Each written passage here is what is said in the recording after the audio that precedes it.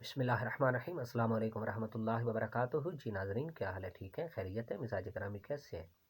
امید کرتا ہوں سب خیر وافیت سے ہوں گے، اور اللہ کے دربار قہر بار میں استدعا کرتا ہوں، دعا کرتا ہوں کہ اللہ پاک آپ کو خوشیوں بھری زندگی سے نوازے۔ نبی رحمت صلی اللہ علیہ وسلم کے توسط سے اور اہل بیت اطہار پاک کی تصدق سے آپ کو خوشیوں بھری زندگی سے نوازے اور زندگی کے ہر میدان میں کامیابی سے سرفراز فرمائے۔ تو آئیے چلتے ہیں بات کی طرف۔ ناظرین کرام، بات سٹارٹ کرنے سے پہلے میں عرض کروں گا کہ میرے اس چینل کو ضرور لائک اور سبسکرائب کر دیجیے گا۔ ناظرین کرام، جناب سیدنا موسیٰ کلیم اللہ علیہ السلام کو جب مالک قدوس نے ایک دفعہ وحی بھیجی کہ اپنی امت کو کہو، اپنے لوگوں سے کہو کہ اپنی قوم کو کہو کہ قحط آنے والی ہے تو تیار ہو جاؤ، خوراک کا بحران اور سختی آنے والی ہے، اس کو اپنے آپ کے لیے تیار کر لو۔ جناب موسیٰ علیہ السلام نے جب اپنے قوم کو، اپنے لوگوں کو اعلان کر دیا کہ اللہ کی طرف سے حکم آیا ہے کہ قحط آنے والے، اس کے لیے اپنے آپ کو تیار کر لو، اپنی تیاری کر لو، تو انہوں نے کیا کیا؟ انہوں نے ایک دوسرے کی مدد کے لیے انہوں نے پلان بنایا، انہوں نے منصوبہ بنایا، انہوں نے ایسے حالات سے نمٹنے کے لیے اس کو عملی جامہ پہنایا۔ اور کس صورت میں پہنایا کہ انہوں نے آپس کے اپنی جو گھروں کی دیواریں تھیں نا، ان میں سوراخ کر لیے تاکہ بوقت ضرورت ایک دوسرے کی مدد کر سکیں،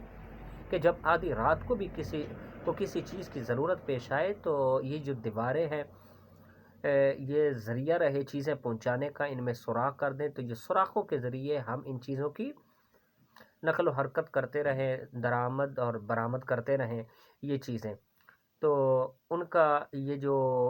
جذبہ تھا، ان کا یہ جو ایک دوسرے کا احساس تھا، فرض شناسی تھی یا احساس ذمہ داری یا ایک دوسرے کے ساتھ وفاداری،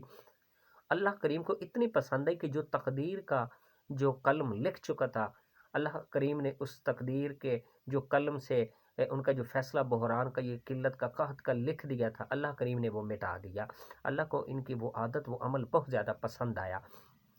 چند دن جب گزرے تو موسیٰ علیہ السلام نے ان سے اللہ کریم سے پوچھا کہ یا اللہ، آپ نے تو کہا تھا کہ قحط آنے والی ہے، وہ آئی تو نہیں، وہ کیوں نہیں عذاب آیا، وہ امتحان یا آزمائش کیوں نہیں آیا؟ تو اللہ کریم نے فرمایا کہ بھلا موسیٰ کہ میں ان کے اوپر عذاب کیسے منازل کرتا، جو ممکنہ تھا، جو لکھا جا چکا تھا، جو آنے والا تھا، جسے میں نے بھیجنا تھا، جس کے متعلق آپ کو اطلاع دی تھی، وہ کیوں نہ آتا؟ کہ ان کی اس مبارک عمل کی وجہ سے کہ انہوں نے اس طرح کا منصوبہ بنا لیا تھا، انہوں نے اس طرح کی ایک دوسرے کے ساتھ تعاون، اظہار یکجہتی، یگانگت کا جو ایک راستہ ہے وہ اپنانے کے لیے اپنے اپنے گھروں میں انہوں نے دیواروں میں سوراخ کر لیے تھے کہ ہم ایک دوسرے کی یوں مدد کیا کریں گے اور شانہ بشانہ کھڑے ہوں گے۔ ناظرین کرام، المیہ یہ ہے کہ ہمارے اوپر 2005 کے ہم نے زلزلے دیکھے، اتنے مصائب و اتنی قدرتی آفات سے ہم نپٹے کہ ابھی تک ان جو شہداء تھے، ان کے وارثان جو بچے کچے تھے یا جتنے معذور ہو گئے تھے یا لاپتہ ہو گئے تھے، قیامت کی صبح تک شاید ان کے وہ، بلکہ یقیناً ان کے زخموں سے وہ ان کے جو ہے نا جو دل ہے، یہ خون کے آنسو روتے رہیں گے، اور ان کے جو زخموں سے اس طرح کا غم کا، پریشانی کا یہ جو ہے نا اترتا، خون اترتا رہے گا، خون آتا رہے گا، وہ ان کے غم تازہ رہیں گے، ان کے زخم تازہ رہیں گے، ان سے خون رشتہ رہے گا۔ لیکن اس کے بعد ہم نے پھر 2010 کا دیکھا سیلاب دیکھا، پھر 2022 میں دیکھا، کتنے مصائب دیکھے، آفات و بلیات، لیکن ہمیں یہ سمجھ نہیں آئی کہ ہم نے کوآپریٹ کرنا بہت کم سیکھا، ہم نے پھر بھی اظہار یکجہتی ایک دوسرے کے ساتھ نہیں کیا، ہمارے جو برسر اقتدار ہیں انہوں نے ایک دوسرے کے ساتھ یکجہتی نہیں کی، یگانگت والا معاملہ نہیں اپنایا، ہم آہنگی نہیں اپنائی، انہوں نے اپنا قبلہ درست نہیں کیا۔ بھلا جب عوام کا قبلہ درست نہیں تو ان کا کیسے ہو سکتا ہے؟ تو آج اس بات کی بڑی ضرورت ہے، بہت زیادہ ضرورت ہے اس بات کی، یہ وگرنہ یہ سفینہ ہچ کو لے کھا رہا ہے، اللہ اس کی حفاظت فرمائے۔ ہم پھر جب کوئی اس طرح کا واقعہ رونما ہوتا ہے تو ہم 2 3 4 دن کے لیے تو مساجد کا بھی رخ کر لیتے ہیں، مساجد بھی جو ہے نا اپنی ویرانی سے بچ جاتی ہیں اور آباد ہو جاتی ہیں، ہم نمازوں کے ساتھ ساتھ تہجدیں بھی شروع کر لیتے ہیں، نوافل کی تعداد میں بھی اضافہ کر لیتے ہیں، اللہ کے حضور عاجزی انکساری بھی بڑھا دیتے ہیں، لیکن چند دن گزرنے کے بعد جب قصہ ماضی کا آغاز شروع ہو جاتا ہے تو پھر ہم اس فائل کو ہمیشہ کے لیے بند کر دیتے ہیں، پھر وہی ظاہری زندگی کی رنگینیوں میں کھو جاتے ہیں۔ ضرورت اس امر کی ہے کہ ہمیں ایسے معاملات سے نمٹنے کے لیے تو قبل وقت تیار رہنا چاہیے، کہ جیسے ہم نے 2010 میں سیلاب دیکھا، پھر اس سے پہلے دیکھا، پھر اس کے بعد پیچھے چلیں تو وہ 2005 والا اندوہناک زلزلہ بالاکوٹ آزاد کشمیر میں جو 8 اکتوبر میں آیا تھا اور کتنوں کی جانیں لے گیا تھا، ہم نے اس سے بھی نہیں سیکھا، سیلاب سے بھی نہیں سیکھا، 2022 کے سیلاب سے نہیں سیکھا۔ مسند اقتدار پہ جو براجمان ہے، ہم ان کی ہم آہنگی پہ تنقید جو اعتراض کر رہے ہیں کہ ان کی عدم ہم آہنگی یا یگانگت، اس کا یہ واضح ثبوت کہ ڈیمز نہیں بن سکے، ڈیم کا قیام عمل میں نہ آیا، اور پنجاب پانیوں کی سرزمین ہے، 5 دریا یک وقت اس میں رواں دواں ہے، لیکن وہ کون سی ایسی چیزیں ہیں کہ جو ہمیں قبل از وقت تیار نہیں ہونے دے رہی، ہمیں ترقی کی شاہراہ پہ گامزن ہونے سے روک رہی ہیں، ہم ترقی کے زینے پہ چڑھنے سے قاصر و محروم ہیں، اور شاید کہ ہم اب اپنی اسی جو ہے نا کہ ہم یگانگت نہیں کرتے، ہم آہنگی نہیں کرتے، ہم اپنائیت نہیں اپناتے،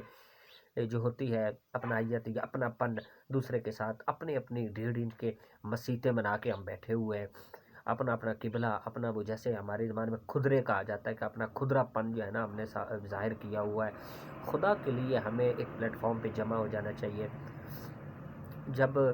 عوام کے اس طرح کی یگانگت اور اتحاد ہو جائے گا تو پھر یہ چند 100 جو اوپر ہیں، کروڑوں کے سامنے مچھر کے پر کی بھی ان کی حیثیت نہیں رہ جائے گی۔ فائدہ تو وہ انہی کا اٹھاتے ہیں کہ ہمارا جو ہے نا قبلہ ایک نہیں ہے، ہمارا پلیٹ فارم، ہمارا ایجنڈا ایک نہیں ہے، ہم بے راہ روی کا شکار ہیں، ہم گمراہی کا شکار ہیں، کتنے مصائب و آلام کا پھر ہمیں مقابلہ کرنا پڑے گا، کتنے مصائب کا ہمیں پھر سے سامنا کرنا پڑے گا، جب تک ہم کوآپریٹ نہیں اپناتے، ایک دوسرے کے ساتھ تعاون والا جذبہ، ایثار قربانی والا نہیں اپناتے، تو یوں ہی خاسر و مقہور اور قاصر و محروم ٹھہرتے رہیں گے، ذلت و خواری ہمارا مقدر ہمیشہ بنی رہے گی۔ ضرورت اس امر کی ہے ناظرین کرام کہ ہمیں ایک دوسرے کے ساتھ تعاون کرنا چاہیے۔ جب اس تعاون، جب عوامی یکجہتی اور عوامی یگانگت کا علم مسند اقتدار پہ جو براجمان ہے ان کو ہوگا، تو وہ اس بات کو بہت اچھی طرح فیل کر لیں گے کہ اب اس بہتے سمندر کے سامنے ہماری حیثیت تنکے کی جتنی بھی نہیں ہے، پھر ان کا قبلہ خود بخود درست ہو جائے گا۔ بلکہ ایک میرے خیال ہے صحابی کا قول ہے، میرے خیال باقاعدہ حدیث تو نہیں ہے، کہتے ہیں کہ جب جو ہے نا جب اعمال عوام یا جب لوگوں کے اعمال اس طرح کے ہو جائے تو پھر ان کے اوپر جو حکمران ہے وہ بھی اسی طرح کے مسلط کیے جاتے ہیں۔ شاید ہمارے ہی اعمال اس طرح ہیں، ہمیں یہ جتنے پیچھے گزر چکے ان سے ہوش کے ناخن لینے چاہیے، اسے عبرت سیکھنی چاہیے، عبرت حاصل کرنی چاہیے کہ ہم اپنے آپ کو ترقی کے اور خوشیوں کے راستے پہ گامزن کر سکیں۔ اگر ان مصائب سے ہم کچھ نہیں سیکھتے تو پھر یہ ہمیں سمجھنے کی ضرورت ہے کہ اللہ اس قوم کی کبھی حالت نہیں بدلتا جو خود اپنی حالت جسے بدلنے کا احساس نہ ہو، فکر نہ ہو۔ تو یہ چند باتیں ہیں کہ یہ اللہ کریم کے یہ جتنے آزمائش ہیں، آفات بلیات ہم پر آتی ہیں آزمائش کی صورت میں یا عذاب کی صورت میں، ہم کما حق ہو ان کا مقابلہ تو نہیں کر سکتے، بالکل مقابلہ نہیں کر سکتے،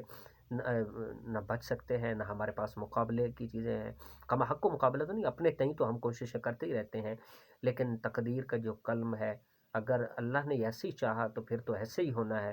ہاں ہماری دعائیں، ہمارے احسانات دوسرے کے اوپر، ہماری مہربانیاں، ہماری یگانگت، ہماری اپنائیت ایک پلیٹ فارم پہ، ہمارے اختلافات کا کم ہونا، ہمارے تنازعات کا کم ہونا، ایک دوسرے کو معاف کر دینے والا اور